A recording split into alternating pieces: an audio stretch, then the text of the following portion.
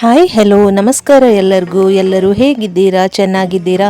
ನೀವೆಲ್ಲರೂ ಚೆನ್ನಾಗಿದ್ದೀರಿ ಅಂತೇಳಿ ಭಾವಿಸ್ತಾ ನಾನು ಕೂಡ ತುಂಬಾ ಚೆನ್ನಾಗಿದ್ದೀನಿ. ಎಲ್ಲರಿಗೂ ನನ್ನ ಯೂಟ್ಯೂಬ್ ಚಾನಲ್ಗೆ ಸ್ವಾಗತ. Welcome back to my YouTube channel all is well vlogger Kannada and Tulu vlog. Guys, ಇವತ್ತು ನಾನು ಗೋಂಗೂರ ಚಿಕನ್ ಮನೆಯಲ್ಲೇ ನಾವು ಯಾವ ಥರ ಮಾಡೋದು ಅಂತೇಳಿ ನಾನು ನಿಮಗೆ ನನ್ನ ವಿಡಿಯೋದಲ್ಲಿ ತೋರಿಸ್ಕೊಡ್ತಾ ಇದ್ದೀನಿ. ಈ ಗೋಂಗೂರ ಚಿಕನ್ ಖಾರವಾಗಿ ಹುಳಿಯಾಗಿ ರುಚಿಕರವಾಗಿ ಇರುತ್ತೆ ತಿನ್ನೋದಕ್ಕೆ. ಇದು ಚಪಾತಿ ಜೊತೆ, ರೈಸ್ ಜೊತೆ, ದೋಸೆ ಜೊತೆ, ಇಡ್ಲಿ ಜೊತೆ ಎಲ್ಲದಕ್ಕೂ ಸೂಪರ್ ಕಾಂಬಿನೇಷನ್. ಸೊ ತಡ ಮಾಡೋದು ಬೇಡ, ಈ ರೆಸಿಪಿನ ಮಾಡೋದು ಹೇಗೆ ಅಂತೇಳಿ ನೋಡ್ಕೊಂಡು ಬರುವ.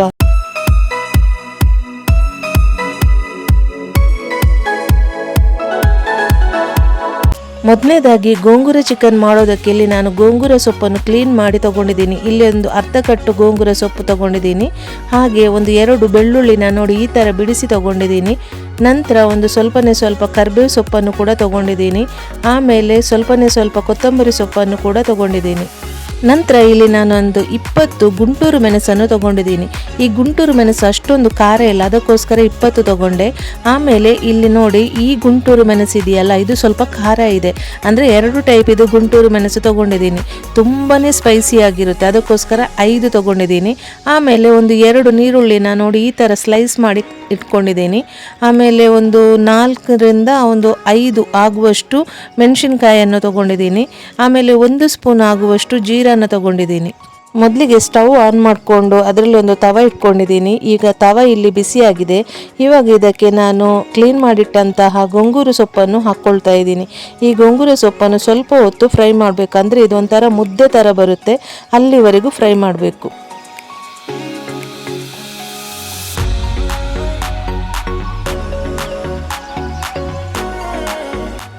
ಗೈಸ್, ಇಲ್ಲಿ ನೋಡಿ ಗೋಂಗೂರ ಸೊಪ್ಪು ಚೆನ್ನಾಗಿ ಬಿಸಿಯಾಗಿದೆ.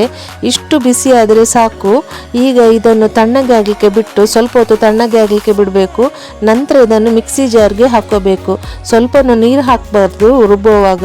ಹಾಗೆ ಇದರ ಜೊತೆ 2 ಬೆಳ್ಳುಳ್ಳಿನ ಕೂಡ ಹಾಕೋಬೇಕು. ಈ ಬೆಳ್ಳುಳ್ಳಿನ ನೋಡಿ ಈ ಥರ ನಾನು ಬಿಡಿಸಿಟ್ಕೊಂಡಿದ್ದೆ, ಸೊ ಅದನ್ನು ಹಾಕೋಬೇಕು. ಸಿಪ್ಪೆ ತೆಗೆಯದಿದ್ರೂ ನೋ ಪ್ರಾಬ್ಲಮ್. ಸೊ ಚೆನ್ನಾಗಿ ಇದನ್ನು ರುಬ್ಕೊಂಡು ತರಬೇಕು. ನೋಡಿ, ಅದಕ್ಕೆ ರುಬ್ಕೊಂಡು ತಂದರೆ ಸಾಕು.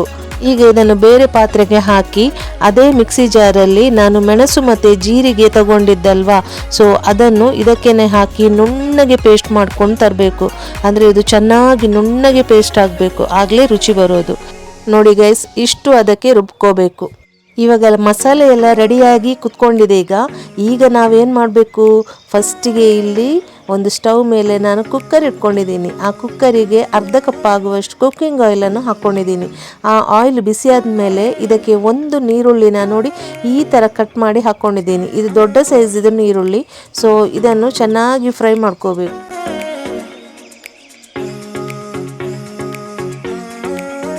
ಈ ನೀರುಳ್ಳಿ ಇಷ್ಟು ಫ್ರೈ ಆಗಬೇಕಾದ್ರೆ ಇದಕ್ಕೆ ಸ್ವಲ್ಪ ಕರಿಬೇವು ಸೊಪ್ಪನ್ನು ಹಾಕ್ತಾ ಇದ್ದೀನಿ. ಈ ಕರಿಬೇವು ಸೊಪ್ಪನ್ನು ಫ್ರೈ ಮಾಡಿ ಆದಮೇಲೆ ಮೆಣಸಿನ್ಕಾಯನ್ನು ಕೂಡ ಹಾಕ್ಕೊಳ್ತಾ ಇದ್ದೀನಿ. ಅದರ ಜೊತೆ ನಾನು ಗುಂಟೂರು ಮೆಣಸನ್ನು ಕೂಡ ಕಟ್ ಮಾಡಿ ಹಾಕ್ಕೊಳ್ತಾ ಇದ್ದೀನಿ.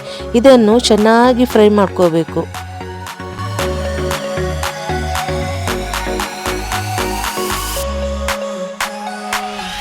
ಇದಿಷ್ಟು ಫ್ರೈ ಆದ ನಂತರ ಇಲ್ಲಿ ಮೆಣಸು ಮತ್ತು ಜೀರಾವನ್ನು ನಾನು ರುಬ್ಬಿಕೊಂಡಿಟ್ಟಿದ್ನಲ್ಲ, ಅದನ್ನು ಕೂಡ ಹಾಕ್ಕೊಳ್ತಾ ಇದ್ದೀನಿ. ಇದನ್ನು ಹಾಕಿದ ಮೇಲೆ ಚೆನ್ನಾಗಿ ಇದರಲ್ಲಿ ಈ ಮಸಾಲೆ ಚೆನ್ನಾಗಿ ಫ್ರೈ ಆಗಬೇಕು. ಅಂದರೆ ಎಣ್ಣೆ ಎಲ್ಲ ಮೇಲೆ ಬರಬೇಕು, ಅಲ್ಲಿವರೆಗೂ ಇದನ್ನು ಫ್ರೈ ಮಾಡ್ತಾ ಇರಬೇಕು.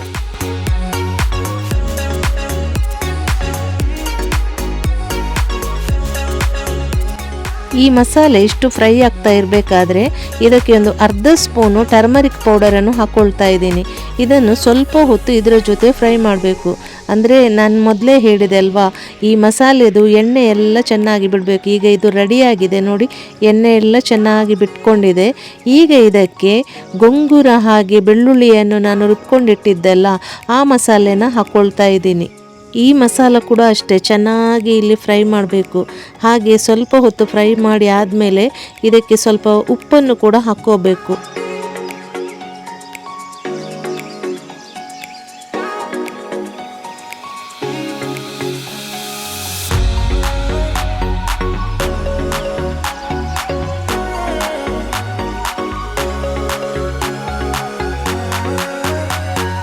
ಇವಾಗ ಮಸಾಲೆ ಎಲ್ಲ ಚೆನ್ನಾಗಿ ಫ್ರೈ ಆಗಿದೆ. ಇಲ್ಲಿ ನಾನು 1 kg ನಾಟಿ ಕೋಳಿಯನ್ನು ತಗೊಂಡಿದ್ದೇನೆ. ಈ ರೆಸಿಪಿಗೆ ನಾಟಿ ಕೋಳಿ ಅಥವಾ ಮೊಟ್ಟೆ ಕೋಳಿ ತುಂಬಾ ಸೂಟೇಬಲ್ ಆಗುತ್ತೆ.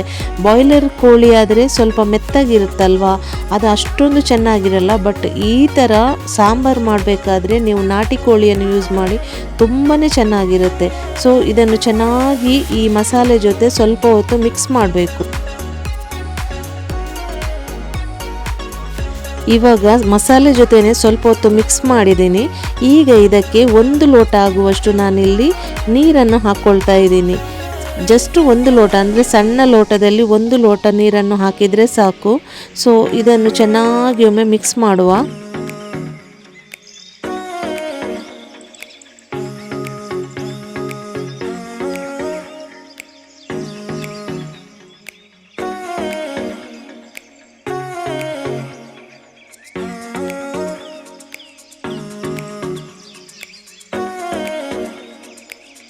ಇದು ಇವಾಗ ನೀರು ಹಾಕಿದ ಮೇಲೆ ಚೆನ್ನಾಗಿ ಇಲ್ಲಿ ಕುದಿ ಬರ್ತಾ ಇದೆ. ಈ ಟೈಮಲ್ಲಿ ನಾನು 1 ಸ್ಪೂನ್ ಆಗುವಷ್ಟು ಗರಂ ಮಸಾಲ ಪೌಡರನ್ನು ಹಾಕ್ಕೊಳ್ತಾ ಇದ್ದೀನಿ.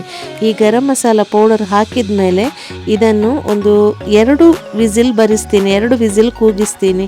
ಸೊ ಅಲ್ಲಿವರೆಗೂ ಇದನ್ನು ಮುಚ್ಚಳ ಮುಚ್ಚಿ ಬೇಯಲಿಕ್ಕೆ ಇಡ್ತಾ ಇದ್ದೀನಿ. ಈಗ 2 ವಿಸಿಲ್ ಆಗಿದೆ. ಕುಕ್ಕರ್ ಕೂಡ ಅಷ್ಟೇ ತಣ್ಣಗೆ ಆಗಿದೆ. ಈಗ ಲಿಡ್ಡನ್ನು ಓಪನ್ ಮಾಡಿ ನೋಡುವ. ವಾವ್, ನೋಡಿ ಎಷ್ಟು ಚೆನ್ನಾಗಿ ಬೆಂದಿದೆ ನೋಡಿ. ಹಾಗೆ ಆಯಿಲೆಲ್ಲ ಎಷ್ಟು ಚೆನ್ನಾಗಿ ಮೇಲೆ ಬಂದು ನಿಂತಿದೆ, ಸಕ್ಕತ್ತಾಗಿ ಬಂದಿದೆ ನೋಡಿ.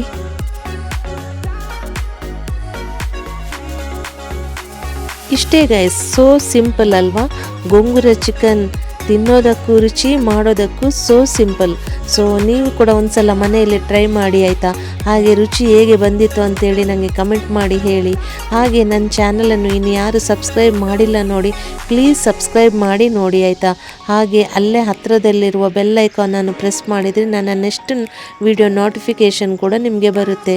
ಈ ವಿಡಿಯೋನ ಆದಷ್ಟು ನೀವು ಲೈಕ್ ಮಾಡಿ ಹಾಗೆ ಶೇರ್ ಮಾಡಿ, ಓಕೆನಾ? ಸೊ ನೆಕ್ಸ್ಟ್ ನಾನು ಇನ್ನೊಂದು ವಿಡಿಯೋದಲ್ಲಿ ನಿಮಗೆ ಸಿಗ್ತೀನಿ. ಅಲ್ಲಿವರೆಗೂ ಎಲ್ಲರಿಗೂ ಟಾಟಾ, ಬಾಯ್ ಬಾಯ್, ಲವ್ ಯು, ಟೇಕ್ ಕೇರ್.